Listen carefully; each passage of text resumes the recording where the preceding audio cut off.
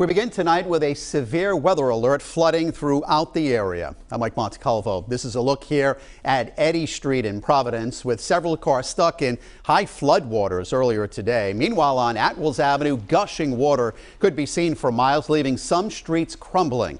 We have team coverage for you tonight. Chief Meteorologist Tony Petracco will have the latest in just a few minutes.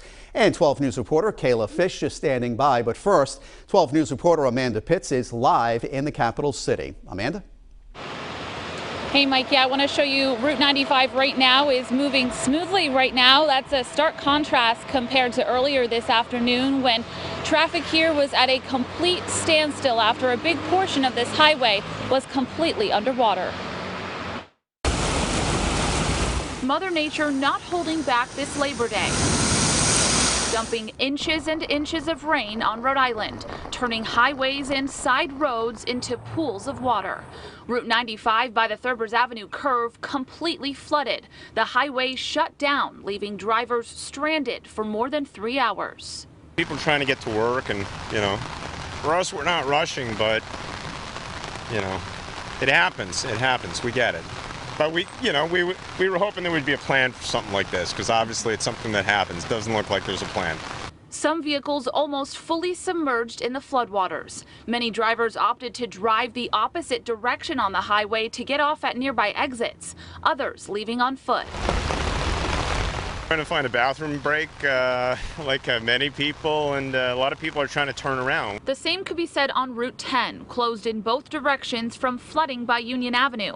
Atwells also felt the impacts, the pavement buckling in the 700 block of the avenue. And on P Street in Providence, a building collapsed. Luckily, no one was inside at the time.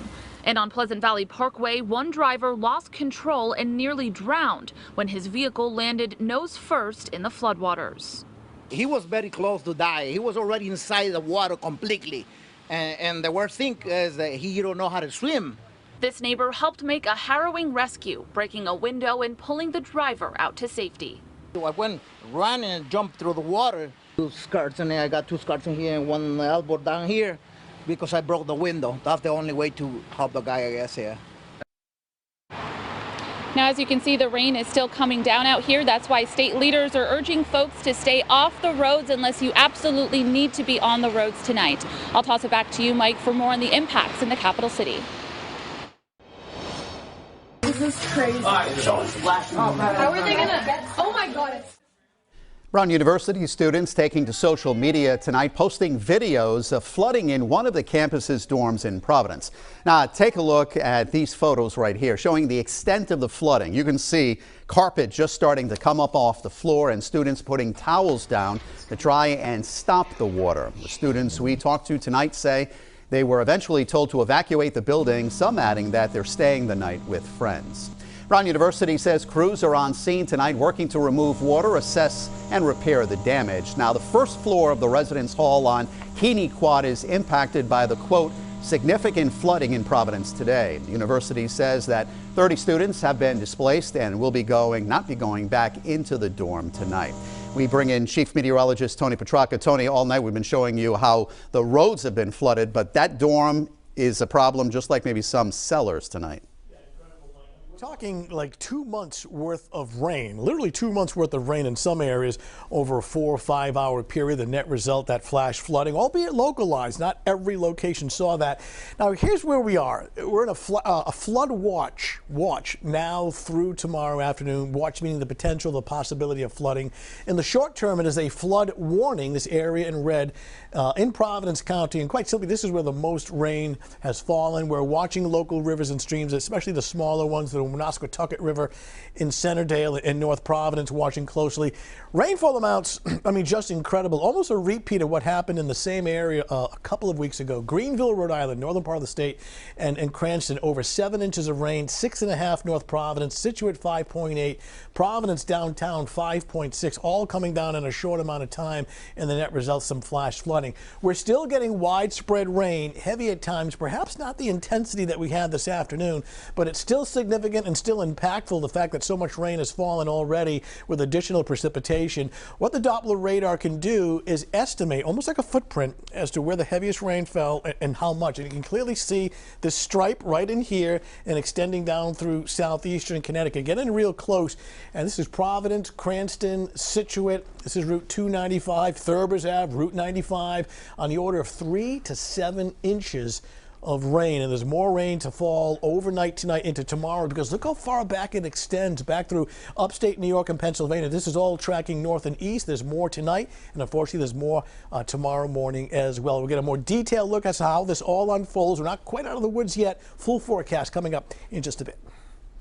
Tony, thank you. Crews still on the scene cleaning up after this building collapsed during today's heavy rain. It happened just after 4 on Peace Street in Providence. Luckily, the building was vacant at the time and no injuries were reported. Police have closed nearby intersections, asking everyone to avoid the area if they can. While the rain is expected to continue through tomorrow, as Tony mentioned, the Rhode Island DOT says their crews are on standby to respond to any additional issues on the road. And that's where we find 12 News reporter Kayla Fish, who joins us now with more on what caused today's headaches on the highway. Kayla?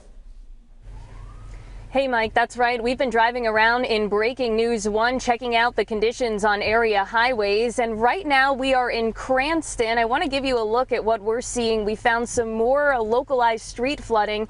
This is Oaklawn Ave at Wilbur Ave. I believe you could see vehicles just stuck in inches, if not feet of water. This is a typical spot for flooding. And if it feels like this is sort of like deja vu, it's because it kind of is. For the second time in 2 weeks, heavy rainfall inundated area roadways, leading to some major highways being completely shut down, drivers stranded for hours in some spots. We asked DOT what their crews are doing to prevent future situations. This afternoon, in a matter of hours, 5 or more inches of rain fell throughout the Providence metro area, with Cranston leading the way with 7 inches of rainfall. Everybody's driving through it. I mean, what's the matter with people? I mean, I don't understand, you know. You don't drive through if you get stuck. Parts of Interstate 95 and Route 10 in Providence shut down. 12 News cameras capturing DOT crews clearing debris from storm grates on 95 near Thurber's Ave. According to RIDOT Director Peter Alviti, his crews checked and didn't find any blockages in the underground pipelines draining the water. He says their system was overwhelmed. It was simply that the rainfall had come down at an intensity that exceeded the capacity of the drainage system to accept it. Just 2 weeks ago, a similar site on 195 headed into the capital city. The roadway flooded, drivers stranded. It was exacerbated by the fact that we had some construction activity nearby, and some of that debris got into the drainage system that caused it to slow down a bit. Ongoing drought conditions contributing to both situations. The dry soil acting more like concrete, unable to soak up the water. The result, it runs off into low-lying areas, turning parts of area highways into lakes. 12 News asked Alviti what they're doing to prevent these types of situations moving forward. He told us crews spent time Sunday making sure the drains were clear. Aside from the conditions that exist with rainfall, there's little else that we could do. I mean, we prepare as best we can for these. We make sure that we have crews on standby and on alert, as we did with this one, to get and maintain the drainage systems to be open. Other than that, we're pretty much at the mercy of Mother Nature.